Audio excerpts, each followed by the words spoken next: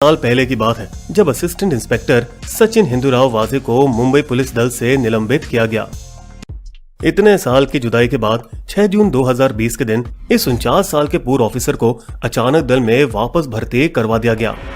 न केवल वाजे वापस लाए गए बल्कि उन्हें सीआईयू क्राइम इंटेलिजेंस यूनिट के 20 ऑफिसर और 70 कांस्टेबलों का प्रमुख बनाया गया और कई हाई प्रोफाइल केस भी सौंपे गए, जैसे दिलीप छाबरिया और अर्नब गोस्वामी की गिरफ्तारी और सुशांत सिंह राजपूत की आत्महत्या। लेकिन एक और हाई प्रोफाइल केस था जिसने कई गंदे राज खोले। Automobile part dealer Mansukh Hiren की दुकान पुलिस आयुक्त कार्यालय के ठीक बगल में थी और जाहिर था कि वाजे की उन पर कुछ पकड़ थी, क्योंकि नियमित रूप से वे अपने मित्र से उनकी ग्रे ग्रीन स्कॉर्पियो उधार पर लिया करते थे। वाजे ने आधिकारिक पुलिस कामों में भी इस कार का इस्तेमाल किया। जब नवंबर 2020 में वे रायगढ़ पुलिस के साथ अर्नब गोस्वामी को गिरफ्तार करने गए थे। Encounter specialist Vinayak Shinde jail में उम्र कैद की सजा काट रहे थे। लखन भैया की गैर कानूनी हत्या करने के इल्जाम में उनके व्यापारिक प्रतिद्वंदी के बहकावे में अब पैरोल पर बाहर वे अक्सर अपने पुराने दोस्त वाजे से मिलने आते थे। उनकी दक्षिण मुंबई की भीड़ भरे क्रॉफर्ड मार्केट पुलिस मुख्यालय के 4वीं मंजिल पर। संभवतः इन्हीं बैठकों में एक साजिश सोची गई। प्लान के अनुसार 17 फरवरी 2021 की सुबह Mansukh Hiren grey green Scorpio में अपने ठाणे घर से दुकान पर जाने के लिए निकले, जब अचानक उन्होंने विक्रोली हाईवे के किनारे कार को रोका। गाड़ी वहीं छोड़कर टैक्सी पकड़ी और कहीं और निकल पड़े, जहां वो क्राइम इंटेलिजेंस यूनिट के किसी व्यक्ति से मिले और उसे अपने कार की चाबी सौंपी। अगले दिन हिरेन विक्रोली पुलिस स्टेशन में शिकायत दर्ज करने गए। मेरी गाड़ी हाईवे पर बंद पड़ गई। जब मैं बाद में उसकी मरम्मत के लिए वापस आया तो वो चोरी हो चुकी थी। लेकिन सच बात तो ये थी कि क्राइम इंटेलिजेंस यूनिट के जिस पुलिस को चाबी दी गई उसने कार को हाईवे से उठाकर वाजे के ठाणे वाले बिल्डिंग में पार्क किया, जहां एनआईए के अनुसार 17 से 24 फरवरी तक कार वहीं रही। फिर 25 फरवरी की सुबह 2 बजे के आसपास वाजे के निजी ड्राइवर स्कॉर्पियो लेकर ठाणे से निकले। रास्ते में सीआईयू यूनिट की एक इनोवा कार उनके साथ जुड़ी, जो वाजे खुद चला रहे थे। दोनों का लगभग 42 किलोमीटर की यात्रा करते हुए दक्षिण मुंबई के आलीशान कारमाइकल रोड पहुंचे, विशेष रूप से एंटीलिया के पास भारत के सबसे अमीर शख्सियत मुकेश अंबानी के 27 मंजिला घर के करीब, और अपने लक्ष्य के निवास से 300 मीटर की दूरी पर 2:30 बजे स्कॉर्पियो को पार्क किया। पीपी किट पहने ड्राइवर स्कॉर्पियो से निकलकर इनोवा में बैठे और वे तुरंत वहां से निकल गए। सुबह 3 बजे इनोवा मुलुंड टोल नाके से ठाणे की ओर जाते दिखी थी, पर कुछ समय बाद फिर से लौटी, अब एक अलग नंबर प्लेट के साथ। खुद वाजे थे जो 2 घंटे बाद वापस आए, इस बार कुर्ता पैजामा और चेहरे पर रुमाल पहने हुए, और स्कॉर्पियो के अंदर एक चिट्ठी रखी। सुबह होते ही एंटीलिया की सुरक्षा अधिकारी स्कॉर्पियो को देखते ही सतर्क हो गए। ये गाड़ी का नंबर प्लेट मैडम की गाड़ी का कैसा हो सकता है? डरी हुई सिक्योरिटी ने तुरंत पुलिस को सूचित किया। सर, कल रात से गाड़ी यहाँ पर खड़ी है, हमें शक है मामला कुछ गड़बड़ है, जल्दी आइए। ट्रैफिक पुलिस वहाँ सबसे पहले पहुंची और खिड़की तोड़कर गाड़ी को खोला। अंदर 20 जिलेटिन स्टिक थे और उनमें कोई डेटोनेटर जुड़ा नहीं था, जिसके बिना बम विस्फोट नहीं हो सकता। अंदर मिली चिट्ठी ने बताया क्यों डेटोनेटर नहीं लगाया गया। ये तो सिर्फ एक ट्रेलर है नीता भाभी मुकेश भैया, अगली बार पूरा इंतजाम होगा। इसके अलावा 5 नंबर प्लेटें मिली जो नीता अंबानी की सुरक्षा कारों के नंबर से मिलती थी, मानो जैसे वो बताना चाहते थे कि उनके पास अंबानी परिवार की पूरी जानकारी थी। पैगाम साफ था, कार बम इतनी दूरी से इमारत का बाल भी बांका नहीं कर पाती, लेकिन अगर ठीक समय पर उसका विस्फोट किया जाता तो वो अंबानी परिवार के गुजरते वाहनों के काफिले को जरूर उड़ा सकती थी।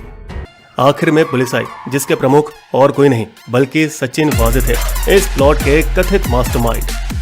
दिखावे के लिए वे अपने साथ बम निरोधक और बम सूंघने वाले कुत्ते लेकर आए। सीआईयू के अफसरों ने स्कॉर्पियो के मालिक मनसुख हिरेन का पता लगाया और उसे मुंबई के घाटकोपर और विक्रोली पुलिस स्टेशन में पूछताछ के लिए बुलाया। वाजे ने खुद मनसुख से पूछताछ की और उनकी पत्नी के मुताबिक, अपने आप को पुलिस हिरासत में कर दो, मैं मामले को कुछ ही दिनों में हल कर दूंगा और तुम जल्द ही बाहर निकल जाओगे। फिर जब एंटी टेररिज्म स्क्वाड एटीएस ने भी मनसुख को पूछताछ के लिए बुलाया, तब उन्हें महसूस होने लगा कि मामला हाथ से निकलता जा रहा है और उन्होंने मदद की अपील की। मैं पुलिस और मीडिया के सवालों से पीड़ित हूँ, मुझे जानबूझकर दोषी साबित करने की कोशिश की जा रही है। मामले ने एक नया मोड़ लिया जब 2 दिन बाद टेलीग्राम पर एक संदेश वायरल हुआ। अंबानी को भाजपा और आरएसएस का साथ देना भारी पड़ेगा और हमारी पहली मांगी गई रकम नहीं देने पर अंजाम अच्छा नहीं होगा। जैश अल हिंद। लेकिन ये संदेश एक संयंत्र था जिससे मुंबई पुलिस के हाथों से मामला NIA को सौंपा जा सके, जैसे कि सभी आतंकवादी मामलों में किया जाता है। क्योंकि विपक्षी नेता देवेंद्र फडणवीस का सचिन वाजे के ऊपर शक करने के कारण थे। 2016 में जब फडणवीस सीएम थे तब कथित तौर से उनके गठबंधन साथी उद्धव ठाकरे का फोन आया था, मैं चाहता हूं कि सचिन वाजे को पुलिस में फिर से भर्ती किया जाए। उनको समझाने के लिए कुछ लोग भी भेजे गए, लेकिन महाधिवक्ता की सलाह ने उनको ऐसा करने से रोका। वाजे को अगर फिर से फोर्स में शामिल किया जाए तो ये उच्च न्यायालय के निर्देशों का उल्लंघन होगा। तब तक वाजे इतना तो समझ गए थे कि NIA के आने से पहले उनके पास बहुत कम समय बाकी बचा था।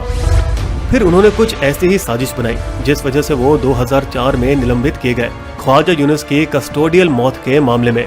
जब 27 वर्षीय सॉफ्टवेयर इंजीनियर को 2002 में मुंबई के घाटकोपर में एक BEST बस की बमबारी के संदेह पर गिरफ्तार किया गया था।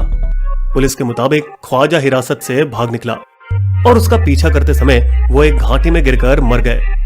लेकिन अनौपचारिक कहानी यह है कि वो हिरासत में ही मारा गया था और उसका शरीर घाटी में फेंका गया। मनसुख के पत्र के अगले दिन वाजे, PI सुनील माने और एनकाउंटर स्पेशलिस्ट विनायक शिंदे ने 2 घंटे लंबी मीटिंग की। मनसुख की वजह से हम सब फंस सकते हैं, उसका कुछ करना होगा। तदनुसार 4 मार्च की शाम माने ने गुजरात का सिम इस्तेमाल करते हुए मनसुख को फोन किया। मी कांदिवली ब्रांच मधून तावडे साहेब बोलतोय। अगर आप इस झंझट से बाहर निकलना चाहते हो तो घोड़बंदर रोड पे आके मुझसे मिलो। घोड़बंदर या घोड़ों के पोर्ट में ब्रिटिश जमाने में अरब देशों से भेजे गए घोड़े उतरते थे। 10 साल पहले तक ये एक एकांत रास्ता था जिसकी एक तरफ घने जंगल और दूसरी तरफ थाने की नाली थी। हिरेन को क्या पता था कि ये जगह अपराधियों को खत्म करने के लिए पुलिस की पसंदीदा लोकेशन थी। देवेंद्र फडणवीस ने सबसे पहले हिरेन की महत्वता को समझा। श्री मनसुख हिरेन को सुरक्षा प्रदान दी जानी चाहिए, वो इस मामले में एक महत्वपूर्ण गवाह है। लेकिन तब तक बहुत देर हो चुकी थी। माने ने हिरेन को मदद करने के बहाने घोड़बंदर रोड पर होटल हिल ब्लू पर बुलाया। तावड़े साहब उस गाड़ी में आपका इंतजार कर रहे हैं। जैसे ही मनसुख हिरेन ने तावड़े से मिलने के लिए गाड़ी में प्रवेश किया तभी पीछे से एक हाथ आया क्लोरोफॉर्म रुमाल के साथ। उनके हाथ बांधे गए और उन्हें नाली में फेंका गया। उनके मुंह में रुमाल भी ठूसे गए ताकि उनके अंदर पानी जाने में वक्त लगे और उनका शरीर पानी से ऊपर आने में समय लगाए। हालांकि हत्या के समय वाजे वहां मौजूद थे। पुलिस जांच को गुमराह करने के प्रयास में उन्होंने अपना मोबाइल फोन अपने क्रॉफर्ड मार्केट के ऑफिस में छोड़ा था ताकि उसकी लोकेशन अपराध की लोकेशन से बहुत दूर दिखाई दे। लेकिन सीसीटीवी ने उनके ऑफिस से 3 किलोमीटर दूर उन्हें VT स्टेशन के पास चलते पकड़ा, जहां से उन्होंने रुमाल खरीदा और सेंट्रल लाइन ट्रेन पकड़कर कलवा गए।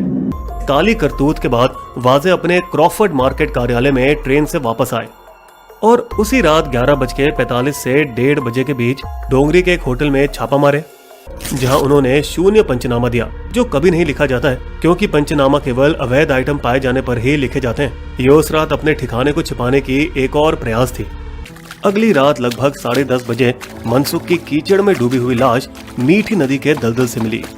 रिपब्लिक टीवी ने मनसुख हिरेन और उसके भाई विनोद के बीच हुई बातचीत का टेप ट्रांसक्रिप्ट प्रकाशित किया। सचिन वाजे ने मुझे बोला कि उसके स्कॉर्पियो का यूज करने वाली बात किसी को न बताए। मनसुख हिरेन की पत्नी कमला ने अपने पति की हत्या के लिए जांच अधिकारियों को ही जिम्मेदार ठहराया। सचिन वाजे ने मेरे पति को मार डाला क्योंकि उन्होंने झूठे अपराध में गिरफ्तार होने से इनकार किया था।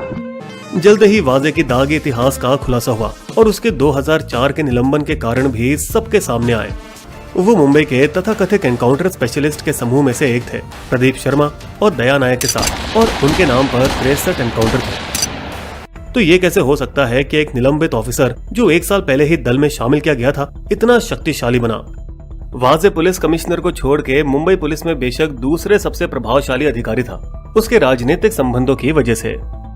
वो कथित तौर पर सीधे पुलिस आयुक्त परमबीर सिंह को रिपोर्ट करते थे, क्राइम ब्रांच के 4 वरिष्ठ अधिकारियों को दरकिनार करके।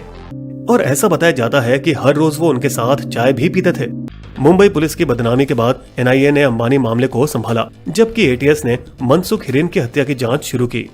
जल्द ही 4 विदेशी गाड़ियां खोजी गई जो वाजे अक्सर उपयोग किया करते थे, जिनमें से एक मर्सिडीज ML 250 भी थी जो पास वाली सार्वजनिक पार्किंग पर खड़ी मिली, जिसमें 5 लाख नकद और एक नोट गिनने की मशीन थी।